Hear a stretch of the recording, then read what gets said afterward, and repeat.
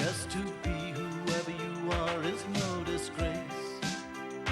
Don't be scared if you don't fit in. Look who's in the reject bin. It's the Raggy Dolls. Raggy Dolls. Raggy Dolls. Raggy Dolls. Dolls like you and me. Raggy Dolls. Raggy Dolls. Raggy Dolls. Raggy Dolls. Made him perfectly. So if you got a bump on your nose or lumps on your toes, do not despair.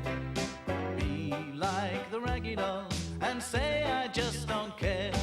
'Cause Raggy Dolls, Raggy Dolls. Raggy Dolls Raggy Dolls. are happy just to be Raggy Dolls, Raggy Dolls, dolls like you and me.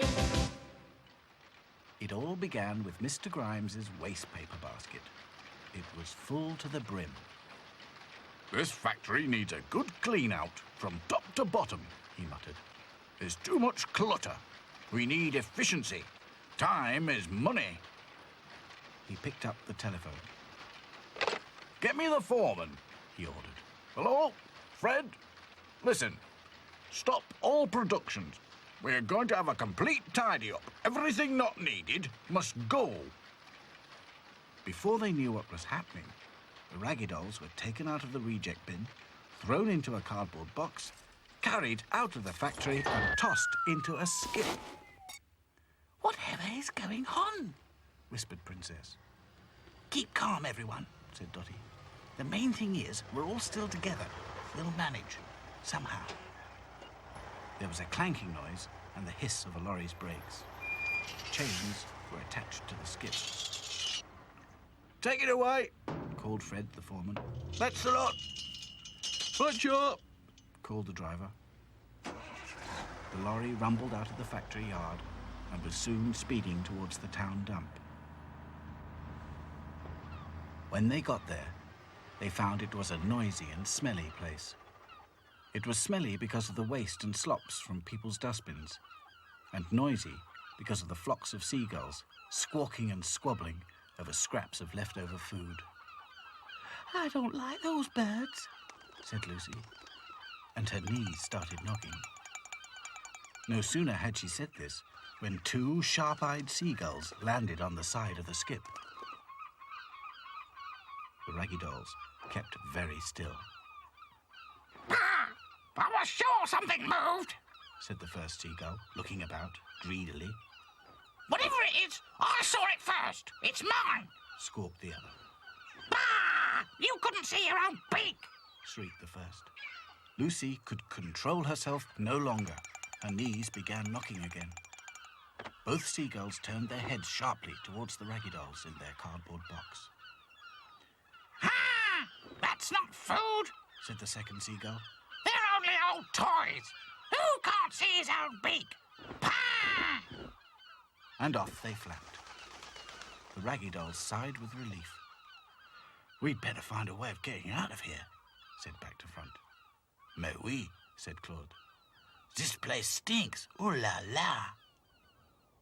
The Raggy Dolls were just about to climb out of the cardboard box when they saw someone coming. It was a little old lady pushing a pram. The Raggy Dolls watched as she stopped and rummaged about in a nearby skip. "Aha!" she cried as she pulled out an old clock. "Waste not, want not." And she put the clock in her pram. "She's coming this way," hissed Dotty. "Quick, hide!" The Raggy Dolls ducked down into the cardboard box and stayed as still as could be. But the old lady found them. "Why, hello, my pretties," she cried. "You're much too nice to throw away." And she picked up the cardboard box and put it in the pram next to the old clock. The Raggy Dolls felt themselves being pushed along. It was a bumpy ride, but at last the pram stopped outside a junk shop. "Now you stay here," said the old lady. "You're much too nice for the likes of him." The Raggy Dolls wondered what on earth she was talking about as the old lady picked up the clock and took it into the junk shop. Oh, it's you again. What have you brought me today? Not another broken clock, I hope. The bell tinkled again as the door closed. The Raggy Dolls heard voices, but couldn't quite hear what was being said. What's going on? Said Sad Sack. Just a minute, stammered Hi-Fi. And soon all the Raggy Dolls could hear the man's voice again.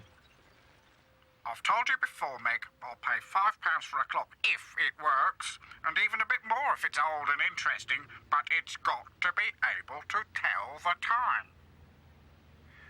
But can't you mend it? You can have it for £1 as it is. No, I haven't got the time. Not a penny unless it works. He's a mean man. He's got no heart. But then she smiled as she saw the Raggy Dolls. Come on, my pretties, she said. I'll take you home and clean you up. Fancy, who could throw you away? She put the clock back in the pram, and the Raggy Dolls were pushed and bumped along until they reached the old lady's home. It wasn't much of a place, but it was full of old clocks. None of them worked. The old lady filled a kettle and put it on a single gas ring. While the kettle boiled, she made the Raggy Dolls comfortable on a big cushion in an old armchair. Then she went to make some cocoa, but the tin was empty. So she filled a hot water bottle instead and got into bed. Soon she was asleep. That poor lady, said Princess. She's hardly got anything. Except a lot of broken clocks, said Sad Sack. Couldn't we mend them? Said Lucy suddenly. She's so nice, and she's been very kind to us. Good thinking, said Dotty. Yeah, said Back to Front. If we all work together, we can polish them up and get them going again. No problem. So, all night long, the Raggy Dolls worked on the clocks until each one was as good as new.